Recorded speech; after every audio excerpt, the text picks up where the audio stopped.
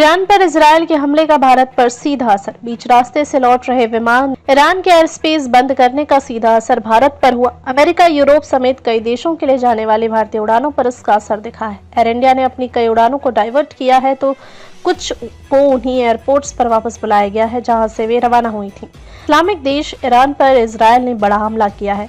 शुक्रवार की सुबह ईरान में इजरायल के हमलों के साथ हुई और कई परमाणु ठिकानों को टारगेट किया गया है। यह जंग और बढ़ने के आसार है और इसके चलते सुरक्षा के लिहाज से ईरान ने अपना एयर स्पेस बंद कर दिया है। ईरान के एयर स्पेस बंद करने का सीधा असर भारत पर हुआ। अमेरिका, यूरोप समेत कई देशों के लिए जाने वाली भारतीय उड़ानों पर इसका असर दिखा है। एयर इंडिया ने अपनी कई उड़ानों को डाइवर्ट किया है, तो कुछ को उन्हीं एयरपोर्ट्स पर वापस बुलाया गया है जहां से वे रवाना हुई थी। एयर इंडिया ने एक्सपर्ट जो जानकारी दी है उसके अनुसार ज्यादातर ऐसी फ्लाइट्स को वापस बुलाया गया है जो भारत के किसी शहर से रवाना हुई थी। वहीं ऐसी उड़ानों को डाइवर्ट किया गया है जो भारत आ रही थी। जैसे लंदन से मुंबई आ रही फ्लाइट को अब वियना के रास्ते आना होगा। न्यूयॉर्क से दिल्ली आ रही उड़ान अब शारजाह के रास्ते आएगी। इसी तरह न्यूयॉर्क से मुंबई जाने वाली फ्लाइट अब जेद्दाह के रास्ते आएगी।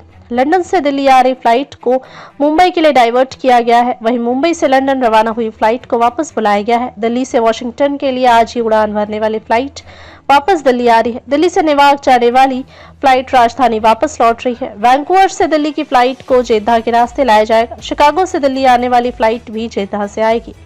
एक संकट यह भी है कि पाकिस्तान के साथ पहले ही तनाव के चलते भारतीय विमान उसके आसमान से नहीं गुजर रहे। अब ईरान का भी एयर स्पेस फिलहाल बंद है। ऐसे में विमानों को अपने गंतव्य तक पहुंचने के लिए लंबी यात्रा करनी पड़ रही है। इससे ट्रैवल टाइम बढ़ा है, तो वहीं खर्च में भी इजाफा हुआ है।